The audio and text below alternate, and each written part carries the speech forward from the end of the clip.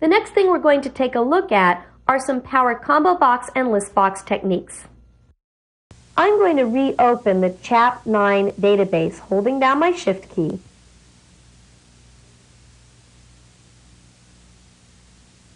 And I'm going to go into FRM Clients, and now I'm going to go into View Time Cards.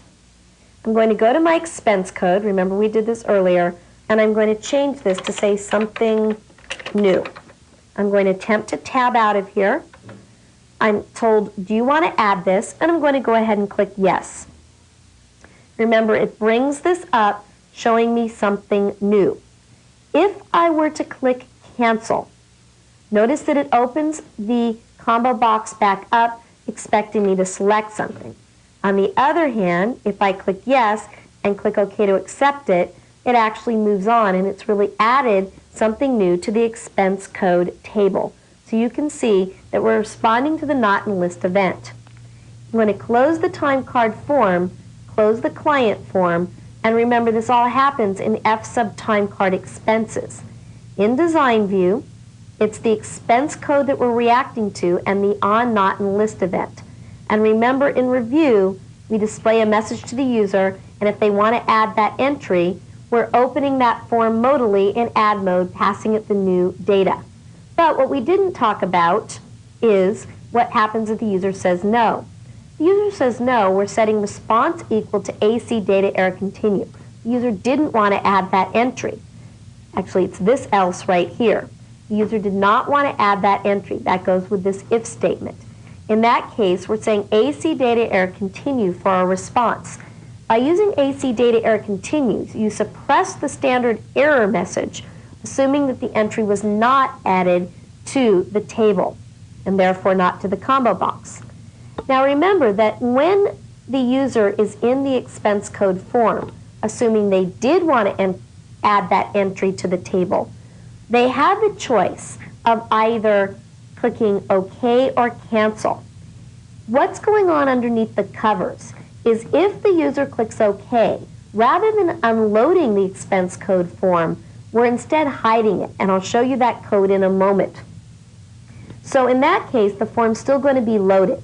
We then know that the entry was added, and then since we know that, we're setting response appropriately, and then we're closing the expense code form. I'm going to go back over to Microsoft Access and show you exactly how this works. The way this works is that if we take a look at FRM expense codes in Design View, remember that this form has an OK button and a Cancel button.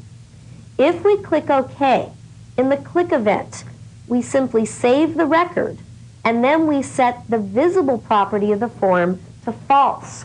On the other hand, if the user clicks Cancel, we undo, and then we actually close the form. So back at our F sub time card expenses, is actually this one. What's going on is that, remember, the form opens modally and waits for the user to do something until it goes on to this line of code right here. If the user clicked OK, the form is hidden, so it's therefore still loaded. We assume the entry was added and close the form.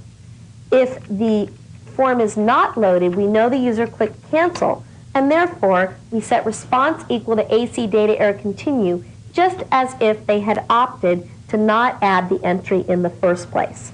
Our form, which is our expense code form, is considered a pop-up form. Now, not pop-up in the sense that its other property is set to pop-up. Pop-up in the sense that it pops up, waits for the user to do something, click OK or Cancel, and then proceeds from there. It's modal, and it acts like a pop-up form. Let's take a look at another Power Combo Box or Listbox technique. This one involves list boxes, specifically multi-select list boxes. I'm going to go ahead and close this form, indicating no, I don't want to save changes to it, and I'm going to double-click FRM Run Reports. Notice I get a listing of some reports. I can select some reports that I want to run, and then I can opt to either preview or print. Clicking Print Preview, notice it says, in this case, the client billing form must be open in order to run this report, so any code within the report is executing. And notice that we get an error, but the timesheet report does indeed print. So you're going to get any standard errors that you're going to get if you were to run the report on its own. The point is that we're using a multi-select list box to select the reports that we want to run.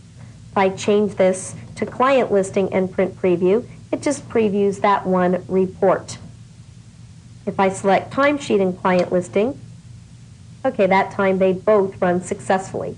Because remember, the problem report was the client information report.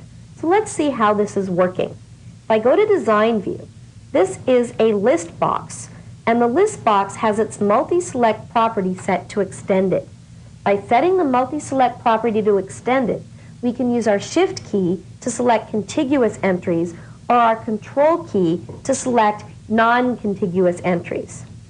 If we go to the data properties of the list box, notice that I'm simply, as the row source for the list box, selecting data from a report table that contains a report ID, a report name, and a report description. What happens is that if I hit F11 to bring up the database window and look at tables, I have a table called TBL Reports, which contains any reports that I want to have appear within the list box. It's the report description that's actually visible, but the report name that you're going to see that we use in our code. If I go over to the form again and look at my command button, which is my print preview command button, let's look at its click event. Its click event evaluates whether I want to preview or print, but the most important thing is I need to create a variant variable, and that variant variable is right up here. That variant variable is used to loop through the items selected in the list box. What that does is it loops through each selected item within the list box. As I loop through each selected item in the list box, I'm opening a report, and the report that I'm opening is the report with the name that's stored in the first column of that particular selected item. First column, remember actually column 1, is really the second column, and the second column contains the report name. So it's looping through all the selected items, opening each report that's selected. That's a great example of a use of a multi-select list box.